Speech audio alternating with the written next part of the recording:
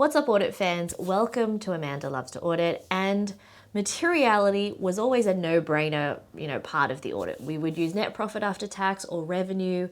For most businesses, that is the key driver. And it was easy to talk about materiality with students. Prior to now, we talk about materiality and it would be a 10-minute discussion.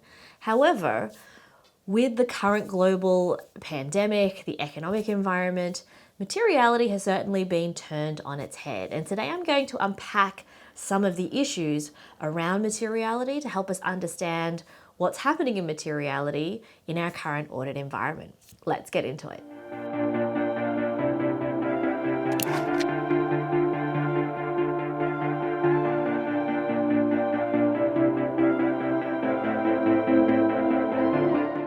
What's up, audit fans? Welcome back to my regular subscribers. It's great to see you here.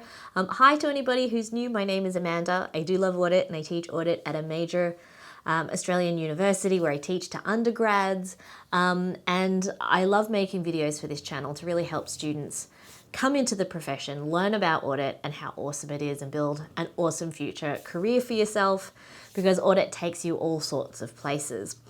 Now, today we're talking about materiality. And what is materiality? Remember, materiality is that amount in the audit where if we find an error or a misstatement, we're going to raise that with management because we think that there's an issue. Because remember, our audit is about providing reasonable assurance that the financial statements are free from material misstatements. So materiality is really important to us.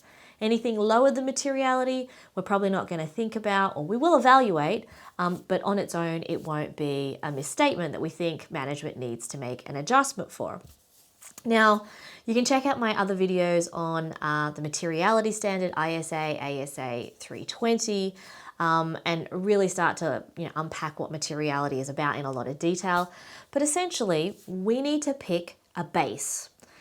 Net profit after tax, total revenue, total or net assets, depending on the business, or total equity, and then use a range of percentages that have basically been developed and are generally accepted within the profession and take that percentage as your level of planning materiality for the audit. Now, I'm not going to dig into planning and performance materiality in a lot of detail today, but I'll link you to a great resource by the ICAEW on planning versus performance materiality. But essentially, you're saying that 5%, for example, of net profit after tax, anything, an error bigger than that dollar value is something that you're going to consider is an issue.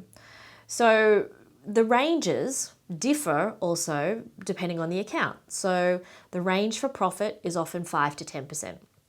The range for total revenue can often be as small as 0.5 to 2% because the base number is a lot bigger. The same with total assets and with total equity.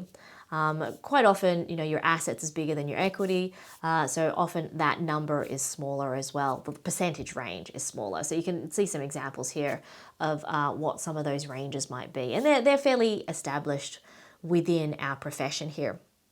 But when you talk about the standard and you look at choosing a base, you need to choose a base that is one of the key drivers of the business that are aligned with management intention.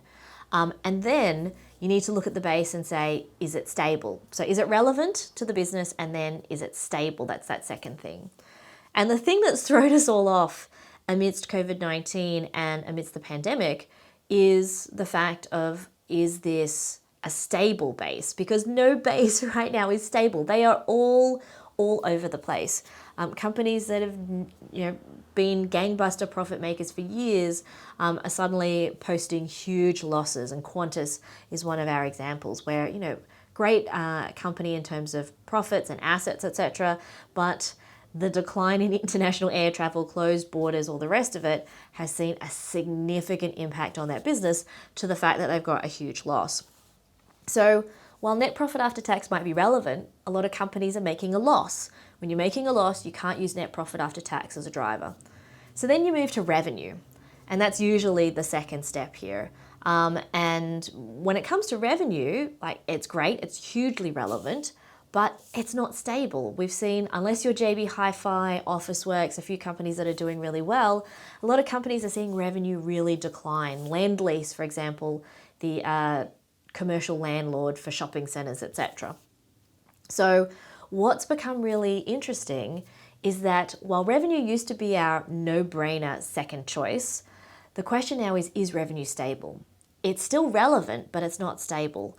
So should I still use it? Because if revenue was 100 million last year and it's 10 million this year, then taking 0.5% of that number as the materiality means that suddenly the level of things that we're interested in is much, much smaller. And as materiality drops, remember the amount of audit effort needs to increase to be able to detect misstatements at that smaller dollar value level. So here now we have this conundrum, all right, of then do I shift to something like net assets or total assets, which is doable, okay? But what goes into those net assets? Is it a whole lot of intangibles that might not be relevant or might be overvalued right now? Is it a whole lot of inventory or accounts receivable that you can't actually collect from people? So there's a big risk that if we move to assets, it might not be a really great measure. Now, the other alternative is equity, and equity is typically pretty stable for the majority of circumstances. Companies don't tend to issue a lot of shares super frequently. They're not buying back a lot of shares a lot. It tends to be a pretty stable base to use, and it's typically the base of last resort. Like, this is where you don't want to go.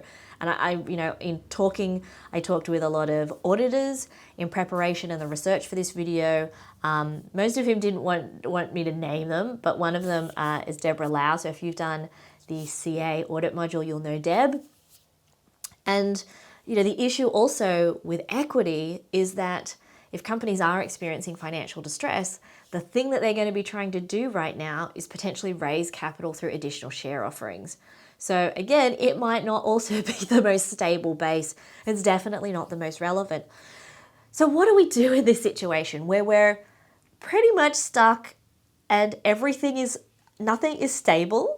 How do we pick that level of that base for materiality? And so the consensus seems to be, and I looked through all of the big four firms, the professional associations, the international standard setters, national standard setters, and they all say materiality is going to come down because we are in a situation of higher risk. I totally accept that. I completely understand that when risk goes up, ROMs go up, materiality drops.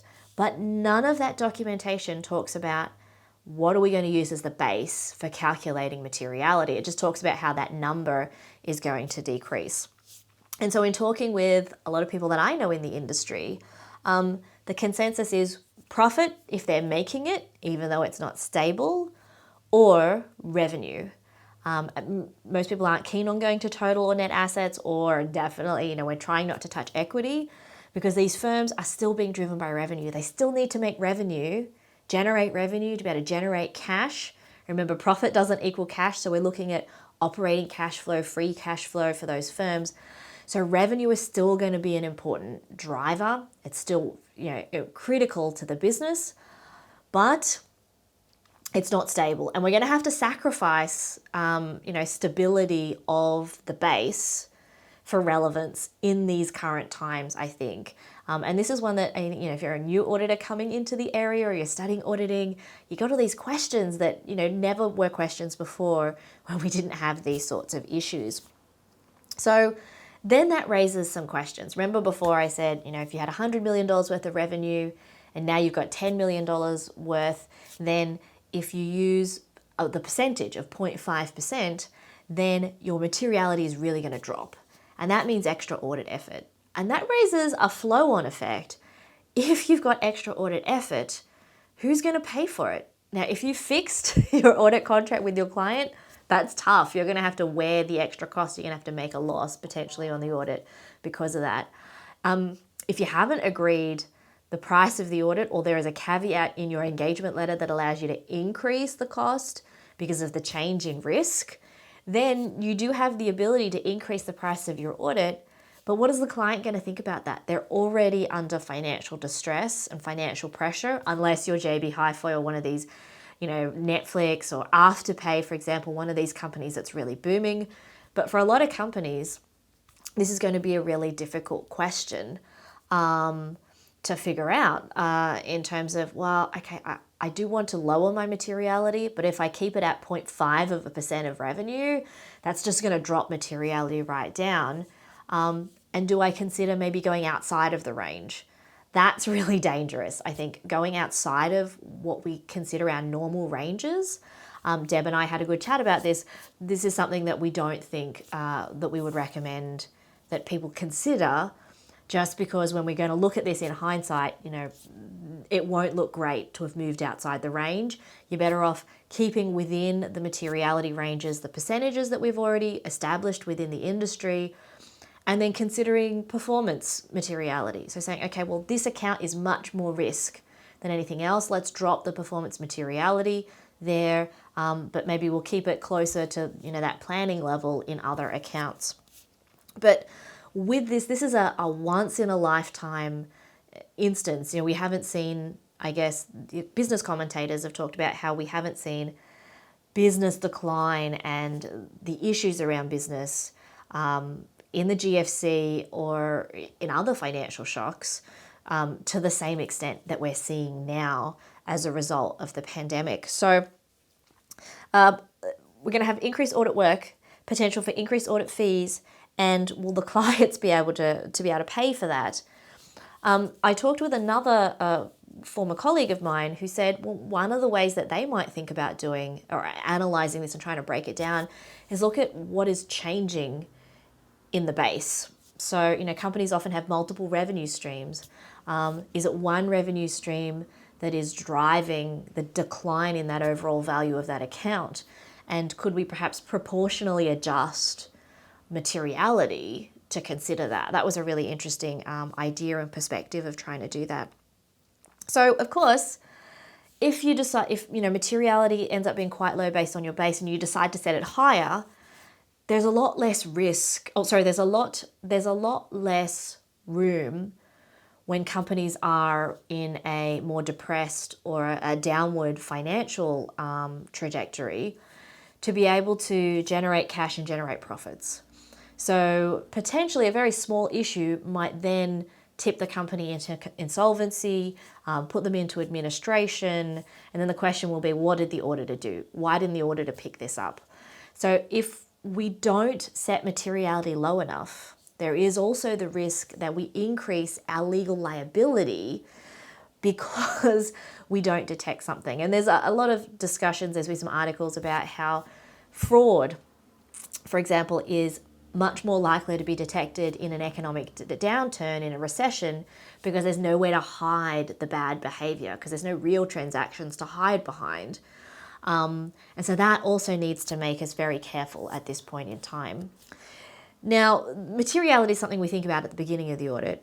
The other thing to consider as well that Deb mentioned to me is before I even got into the materiality question, I would ask the client the going concern question. Are you a going concern? Because there is no point for an entity that's not a going concern to go away and think about materiality, because there's a whole lot of other things that needs to be done first. So that was a really great point that Deb made that I hadn't actually considered of, yes, let's think about going concern, probably a lot more upfront than our assessment, was usually upfront and at the end, but tends to be a bit backloaded.